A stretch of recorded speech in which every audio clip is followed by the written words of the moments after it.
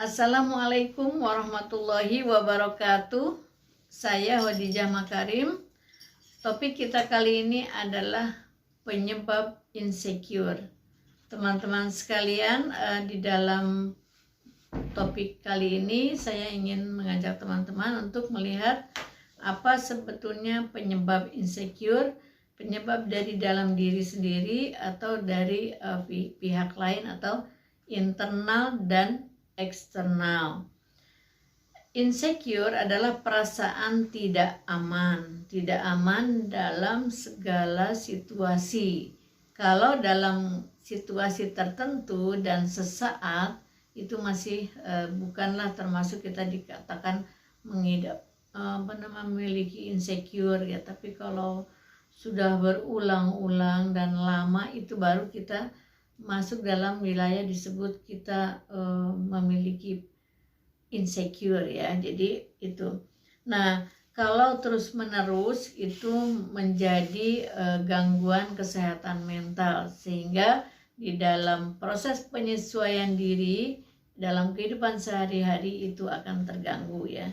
Baik penyesuaian diri dengan apa yang kita miliki, potensi. Kan penyesuaian diri itu adalah penyesuaian diri dengan diri sendiri, mengerti potensi diri, dan juga menyesuaikan diri dengan pihak luar, dengan keadaan keluarga, dengan teman, dengan lingkungan sosial yang lebih luas.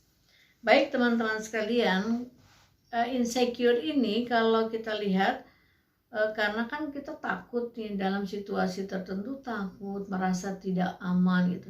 Nah itu akan muncul sebagai suatu kegelisahan tadi ya. Kemudian rasa takut sering muncul, kemudian kadang-kadang malu, kemudian tidak percaya diri ya. Kalau sesekali dalam situasi tertentu kita mengalami kok kayak kurang percaya diri ya masih wajar. Tapi kalau berulang-berulang namanya insecure. Nah, penyebabnya adalah kalau dari dalam diri ya, saya kali ini akan menyampaikan penyebab dari dalam diri sendiri, juga dari orang lain, dari pihak lain yang menyebabkan kita mengalami insecure gitu. Nanti kita lihat bagaimana solusinya ya untuk terhindar dari insecure. Nah, yang pertama adalah takut gagal. Jadi takut gagal itu ada dua. Sebetulnya dalam mempersiapkan sesuatu itu sudah siap kita gitu, sudah bagus lah dari persyaratan dan sebagainya, tapi kita takut gagal misalnya. Tapi ada lagi yang kedua, memang persyaratannya tidak memenuhi misalnya, tapi dia takut gagal. Sementara ada orang lain dengan persyaratan yang minimal, dia berani aja gitu. Biasanya ini malah lebih sukses. Saya ambil contoh misalnya, kalau ada teman misalnya yang mau mengajukan proposal misalnya, padahal proposal udah bagus banget, udah memenuhi syarat lah sebagai proposal yang katakanlah 90% udah bagus. Tapi ketika akan mendaftarkan untuk seminar proposal masih takut gitu, padahal sudah bagus. Tapi di lain pihak ada temanmu yang proposalnya juga masih ya begitulah, masih belum sempurna, tapi dia nekat aja mendaftarkan diri dan pembimbing setuju, dia seminar ya, sidang proposal misalnya. Nah dia berani aja gitu, tapi yang satu takut banget gitu ya. Jadi ini contohnya, jadi takut gagal gitu ya, padahal situasinya sebetulnya tidak pantas takut di sana. Lalu yang kedua, sibuk membandingkan dengan orang lain, diri dia dengan orang lain gitu ya. Jadi ini biasa dipengaruhi oleh internal dan eksternal ya. Nanti saya jelaskan pengaruh dari eksternal itu apa sebabnya ya. Kemudian kecemasan sosial. Kecemasan sosial itu karena kita sering karena terlalu sering membandingkan dengan orang lain, kemudian kita juga aktif membaca dan melihat perkembangan di media sosial. Kemudian secara sosial kita merasa kok saya nggak sama dengan orang lain. Nah itu juga membuat insecure. Lalu takut ditolak. Nah sama tadi hampir mirip dengan gagal ya. Kalau mengajukan sesuatu misalnya takut ditolak gitu ya, sebetulnya syarat-syaratnya pantas diterima, tapi dia takut ditolak gitu ya. Contohnya pernah saya sampaikan misalnya mau mengajukan beasiswa takut ditolak misalnya, mau punya Di dalam kelas misalnya para pelajar misalnya mau tanya atau mahasiswa mau tanya kepada dosennya, enggak ah, atau mau kasih usul kepada temannya yang sedang seminar kelas, takut ditolak. Mau usul kepada dosennya gitu ya, takut ditolak. Pertanyaan takut ditertawakan misalnya dan sebagainya. Itu karena sebetulnya karena kurang terlatih. Kalau sudah terlatih akan terhindar gitu. Maka solusinya adalah latihlah, beraniin aja gitu bicara ya. Kemudian kurang percaya diri. Kurang percaya diri biasanya karena misalnya di dalam lingkungan kelas gitu, kalau bertanya pertanyaan kurang bagus misalnya lalu ditertawakan. Kamu sudah bukannya lagi memperbaiki, malah langsung down gitu ya. Kalau itu berulang ditertawakan lalu kamu turun. Oleh karena itu saran saya, kalau ditertawakan lanjut aja, nanti juga yang mentertawakannya akan mikir sendiri. Karena pada umumnya yang mentertawakannya juga tidak lebih pandai darimu misalnya. Tidak lebih rajin darimu, tidak lebih kreatif darimu misalnya. Biarin aja yang mentertawakan. Jadi jangan takut kurang percaya diri dalam misalnya penampilan, dalam pergaulan, dalam terutama mengemukakan pendapat di dalam kelas, tabrak aja gitu.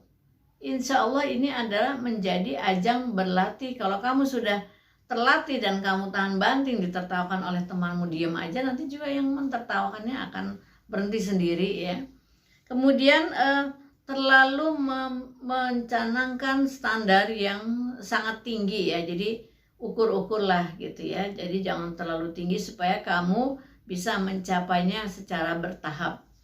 Kemudian yang ketujuh adalah pola asuh yang kurang tepat. Misalnya pola asuh itu kan ada kecenderungan otoriter atau demokratis ya. Ada sih yang ketiga permisif yang serba boleh tapi ini jaranglah dilakukan oleh orang tua. Biasanya ada kecenderungan, pola asuh itu kecenderungan. Tidak mungkin ada satu keluarga menggunakan pola asuh satu gitu ya.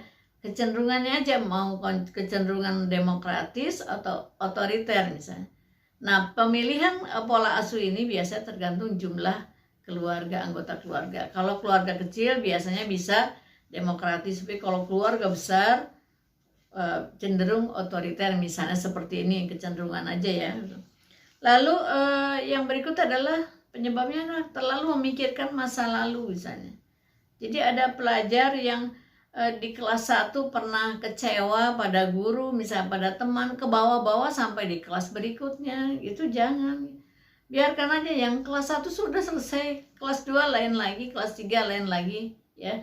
Meskipun temannya sama, tapi biasanya kan suka diacak tuh ya, dibuat teman baru lagi misalnya. Andai kata masih temannya ketemu dengan yang sama situasi, biarin aja, tapi itu kan sudah ada perubahan, sudah naik kelas. Tampilkan dirimu sudah menjadi lebih dewasa ya. Lalu pengaruh media sosial seperti yang saya katakan tadi ya. Jadi ini akan sangat berpengaruh. Jadi kamu kalau penggunaan media sosial itu nggak usah sampai kemakan lah ya, istilahnya begitu. Biarlah orang lain seperti itu, kita punya kehidupan sendiri, punya ukuran sendiri ya, sesuaikan dengan kebutuhan kita. Jadi jangan sampai kita bergerak dalam hidup ini karena orang lain ya. Kemudian nggak enakan gitu, sungkan ya, jadi selalu memikirkan apa kata orang gitu. Kalau kamu sedang belajar lalu diajak bermain, katakan tidak, saya sekarang sedang belajar menyelesaikan tugas, nggak bisa main gitu ya, misalnya seperti itu. Jadi kalau saya ingin katakan kepada teman-teman pelajar dan mahasiswa itu harus berani mengatakan tidak pada saat kelompok besar mengatakan iya pada sesuatu yang kamu nggak mau bilang iya. Atau sebaliknya, kelompok temanmu itu mengatakan iya terhadap sesuatu hal yang kamu ingin mengatakan tidak, ya katakan aja tidak gitu. Jadi punya prinsip ya, jadi jangan ikut seperti arah angin gitu, kamu punya prinsip sendiri. Baik teman-teman sekalian, pada remaja, kalau yang bikin insecure remaja yang sesaat nih ya, biasanya mungkin ada jerawat, sudah membuat rasa percaya diri rendah, malu bertemu orang lain, kepikiran sekali ya, sibuk lah untuk bagaimana caranya menyembunyikan diri. Itu. Yang kedua, misalnya tentang fisik yang lain, warna kulit, mungkin hidung, mungkin apalah segala macam yang berlekat pada fisik kita itu dipikirkan karena ingin berpenampilan seperti orang lain. Nggak usah, lebih baik mensyukuri nikmat gitu ya. Kalau tadi jerawat kan itu sementara, nanti bisa diperbaiki, diobati dan sebagainya gitu. Mungkin berarti insecure-nya sesaat, jangan sampai mendalam. Nah, membandingkan dengan orang lain itu juga jangan sampai berlebihan. Kalau untuk evaluasi diri boleh, tapi untuk sampai larut jangan ya.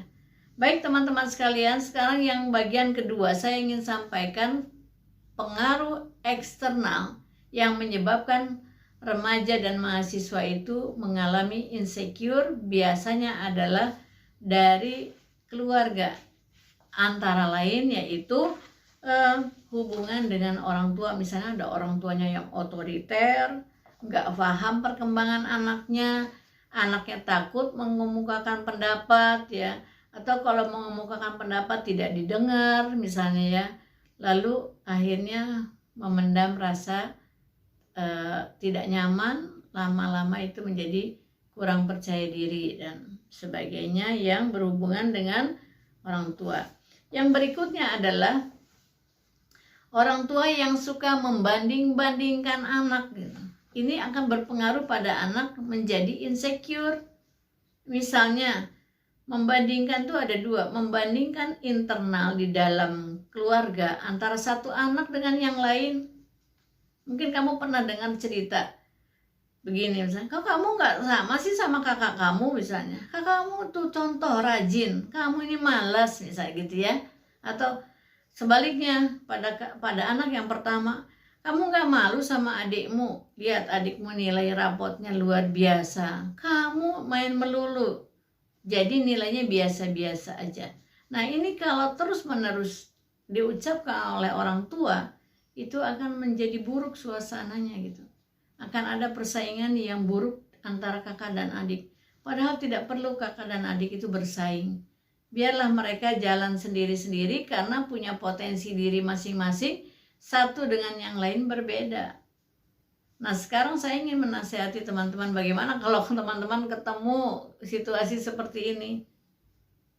Ajak bicara ibunya, ayahnya, bahwa saya, kalau misalnya adiknya, saya berbeda dengan kakak ya, bakatnya beda, potensinya beda, jadi jangan samakan saya bu dengan kakak saya, atau sebaliknya, saya berbeda dengan adik saya bu, misalnya jangan samakan saya dengan adik saya, kita punya minat masing-masing. Tentu sampaikanlah dengan sopan ya.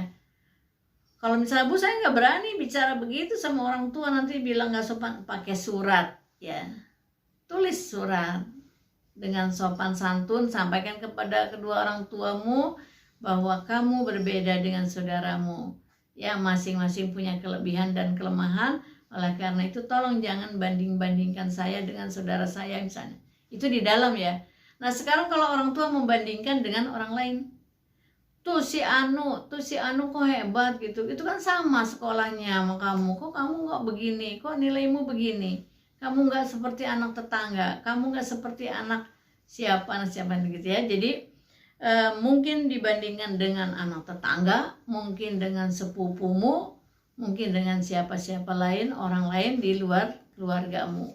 Jadi ini kebiasaan buruk yang kadang-kadang orang tua lupa, bahwa perilaku membandingkan anak dengan saudara satu sama lain dan membandingkan dengan anak tetangga atau anak teman dengan siapapun, itu adalah sesuatu tindakan yang tidak bijak ya, kurang bijaksana.